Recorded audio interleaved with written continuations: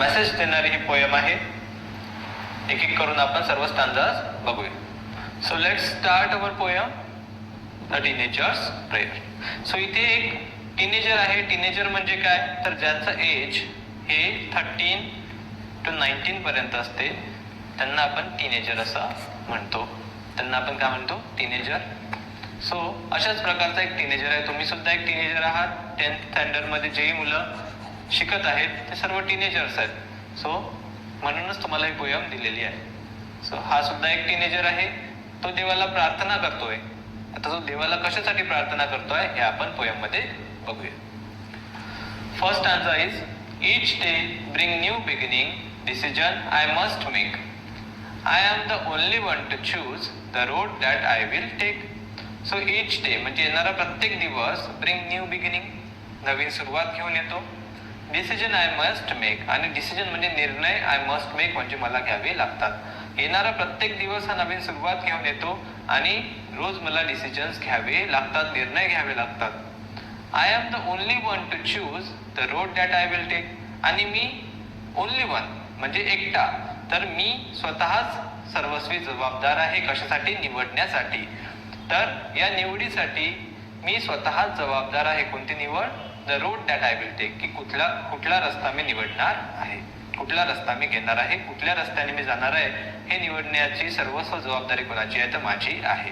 So overall स्टांजाचं meaning काय आहे, की येणारा प्रत्येक दिवस हा नवीन सुरुवात घेऊन येतो आणि रोजच मला डिसिजन्स घ्यावे लागतात, निर्णय घ्यावे लागतात. आणि कोणत्या रस्त्याने मी पुढे गेलं पाहिजे हे निवडण्याचा सर्वस्वी जबाबदार कोण आहे, तर मी स्वतःच आहे. ती जबाबदारी मी कोणावरही ढकलू शकत नाही. आता सेकंड स्टँजामध्ये काय आहे बघा. I can choose to take the road of life that leads to great success or travel down the darkened road that leads to great distress. मग आता I can choose to take the road of life, तर that leads to great success. तर I can choose निवडू शकतो मी. काय निवडू शकतो, to take the road of life, जीवनाचा असा रस्ता. मी निवडू शकतो जीवनाचा असा रस्ता that leads to great success, जो मला ग्रेट सक्सेस म्हणजे यश, सक्सेस म्हणजे यश. तर मी एक असा रस्ता निवडू शकतो जीवनाचा जो मला सक्सेसकडे घेऊन जाऊ शकतो, यशाकडे घेऊन जाऊ शकतो. Or travel down the darken road that leads to great distress, किंवा मी ट्रॅव्हल डाऊन म्हणजे प्रवास करणे, डार्कन रोड म्हणजे अंधारा रस्ता, तर मी त्या अंधाऱ्या रस्त्यावरून सुद्धा प्रवास करू शकतो. That leads to great distress, जो मला निराशेकडे घेऊन जाईल, निराशेकडे घेऊन जाईल. डिस्ट्रेस म्हणजे काय होते, तर निराशा. ओके. सो अशा प्रकारे I can choose to take the road of life that leads to great success, तर जो रस्ता मला सक्सेसकडे घेऊन जाईल, यशाकडे घेऊन जाईल, तो रस्ता मी चूज करू शकतो, निवडू शकतो. और नाहीतर travel down the darken road that leads to great distress, नाहीतर त्या रस्त्याने सुद्धा मी ट्रॅव्हल करू शकतो, जाऊ शकतो, जो मला डिस्ट्रेस म्हणजे निराशेकडे घेऊन जाईल.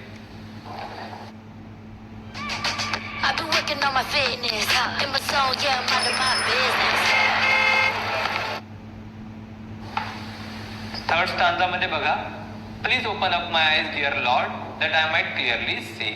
मग आता हा मुलगा जो आहे, टीनेजर जो आहे, तो देवाला प्रार्थना करतो. काय म्हणतो तो देवाला, please open up my eyes dear Lord. देवा please open up my eyes, माझे डोळे उघड. देवा माझे डोळे उघड. That I might clearly see, जेणेकरून मी क्लिअरली म्हणजे स्पष्टपणे, सी म्हणजे बघणे, तर स्पष्टपणे बघू शकलो पाहिजे. देवा माझे डोळे उघड जेणेकरून मी स्पष्टपणे बघू शकलो पाहिजे. Help me stand for what is right, bring out the best in me. आणि जे काही योग्य आहे, व्हॉट इज राईट म्हणजे योग्य, जेही जीवनामध्ये योग्य आहे त्यासाठी हेल्प मी, मला मदत कर, टू स्टँड उभं राहण्यासाठी. सो जे योग्य आहे ते करण्यासाठी तू मला मदत कर. आणि bring out the best in me, आणि माझ्या आतमध्ये जेही चांगलं आहे ते बाहेर काढण्यासाठी तू मला मदत कर. सो इथे या स्टांजामध्ये हा जो मुलगा हा देवाला काय म्हणतो, की देवा तू माझे डोळे उघडण्यामध्ये मला मदत कर, जेणेकरून मी बघू शकेल, क्लिअरली पाहू शकेल. माझे डोळे उघड जेणेकरून मी क्लिअरली बघू शकेल, स्पष्टपणे बघू शकेल, आणि मला मदत कर.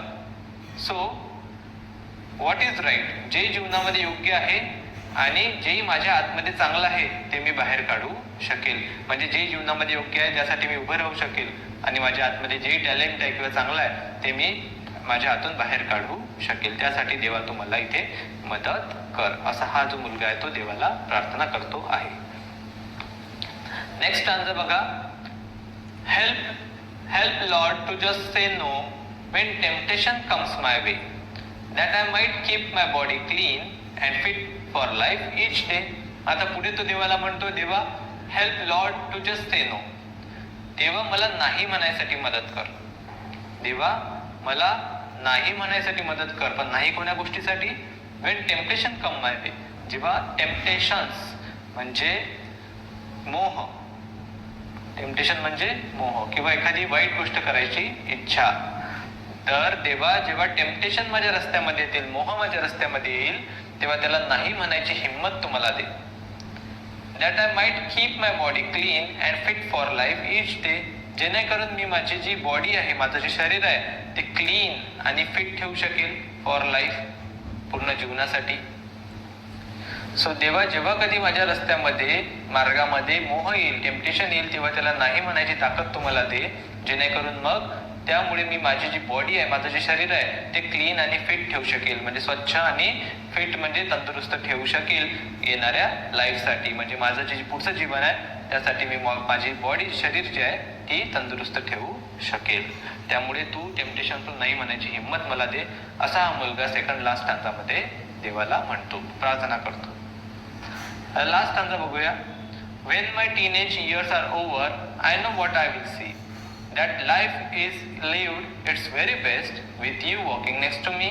तर तो देवाला म्हणतो की देवा when my teenage years are over, जेव्हा माझे टीनेज इयर्स ओव्हर संपून जातील, I know that I will see.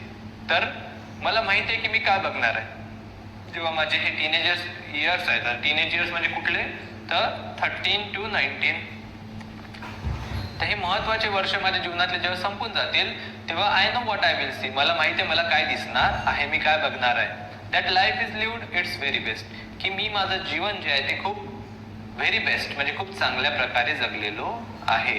माझं टीनेज जे होतं म्हणजे माझं जे 13 to 19 एज होतं ते मी खूप चांगल्या प्रकारे स्पेंड केलेलं आहे, जगलेलो आहे.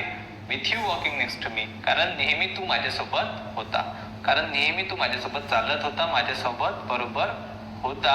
त्यामुळे मी माझं जीवन जे आहे ते व्हेरी बेस्ट म्हणजे खूप चांगल्या प्रकारे जगलेलो आहे. सो शेवटच्या स्टांजामध्ये तो